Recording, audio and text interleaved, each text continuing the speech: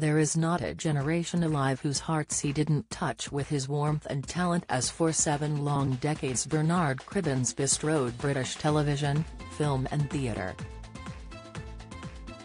He entertained us with his superb comic timing and effortless character acting. But it was the charm and modesty of this peculiarly British performer that most struck a chord with the nation. Cribbins shone in so many of our all-time broadcasting gems, like the Carry On films, Doctor Who, Coronation Street, Fawlty Towers, The Avengers, The Good Old Days, Jack and Ori, Wurzel Gummidge, Last of the Summer Wine, The Wombles, and had 2 hits with the most British of cultural quirks, The Comedy Record. Plus he starred in one of the most memorable films ever made here, The Railway Children, playing station master Albert Burks, a kind-hearted character who summed up the acting legend's appeal to perfection. He was everyone's favourite uncle. Bernard Joseph Cribbins was born in 1928 in Oldham, Lancashire, to cotton weaver Ethel and First World War veteran Dad John.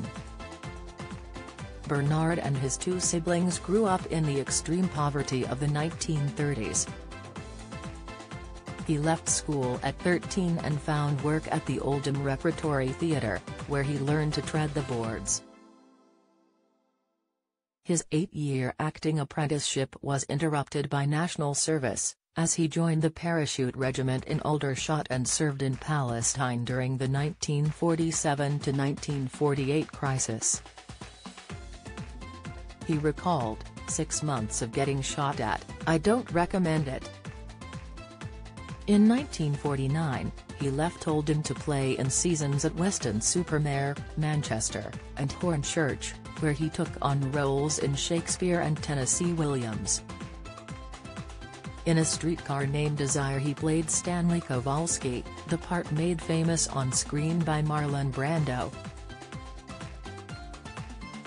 Cribbins, who developed into a legendary raconteur, recalled his performance, on the first night I took my t-shirt off and wiped myself down with it and a man in the front row was sick.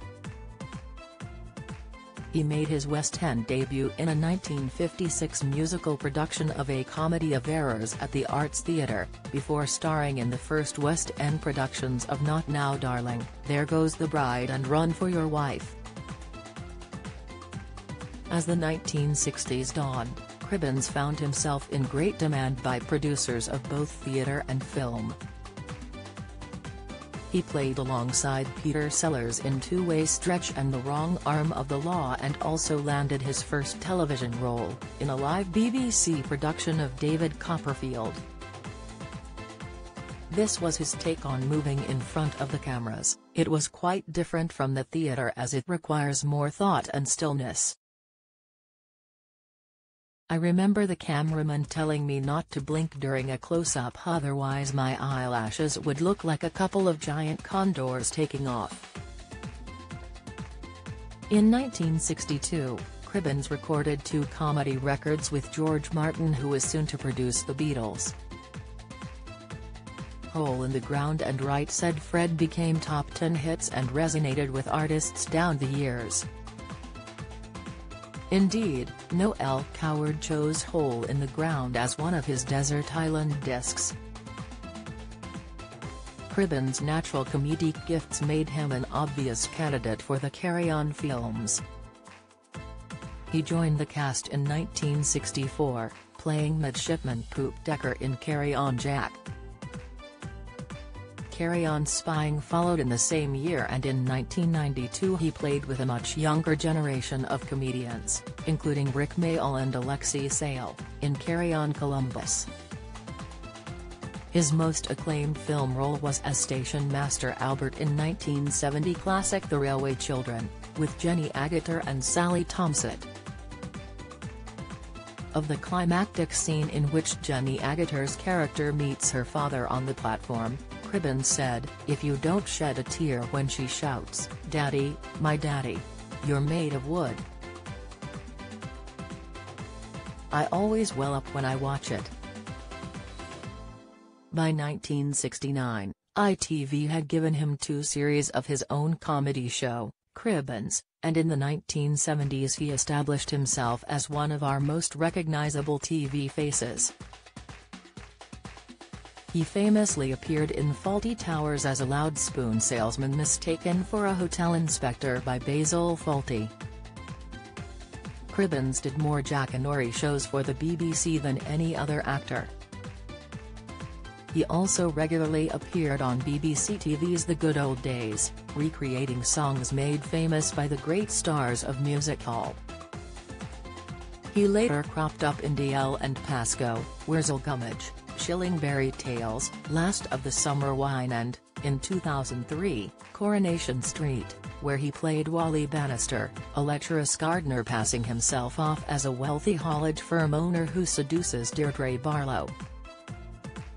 Cribbins also became a pantomime regular, especially as Widow Twankey, and found enduring fame as a voice actor, narrating road safety films as Tufty the Squirrel and in 1973 becoming the voice of every character in The Wombles.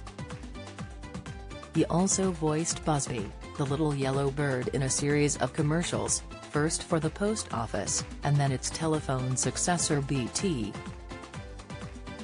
In his 6th decade as an actor, he gained a new generation of fans when, in 2007, he starred as Catherine Tate's grandfather Wilfred Mott in the Doctor Who Christmas special, Voyage of the Damned. Cribbins had also appeared in 1966 film Daleks Invasion Earth 2150 AD with Peter Cushing, making him the only actor to travel through time in the TARDIS as 2 separate characters. In 2013, he charmed a new generation of children on CBeebies, playing a retired fisherman who told tall tales on Old Jack's boat. The kids loved him. In 2009, Cribbins was awarded a special BAFTA for his outstanding contribution to children's film and television. An OBE followed 2 years later, and in 2014 he was presented with the J. M. Barrie Award for his lasting contribution to children's arts. Outside of acting, he was a keen fly fisherman who voiced a number of documentaries on the subject. He lived in Weybridge, Surrey, with his wife, Gillian, who he met during his time at the Oldham Rep. They were married for 66 years until her death last year, and had no children. Cribbins revealed in 2018 that they lost one quite early on, and that was the only time we got near it. Which seemed a shame for someone who had such a magnetic bond with young audiences, a connection he put down to an ability to stare down the lens and imagine one child sitting there in front of him, transfixed. 4 years ago, as he approached 90, he penned his autobiography, the aptly named Bernard Who? 75 years of doing absolutely everything. In it he gave this advice to anyone aspiring to succeed in the entertainment business. Do your best and be grateful for every single job. Bernard Cribbins did his best for 75 years in a multitude of jobs for which millions remain hugely grateful. Do you have a story to sell? Get in touch with us at webcelebs@mirror.co.uk or call us direct 0207 29 33 033.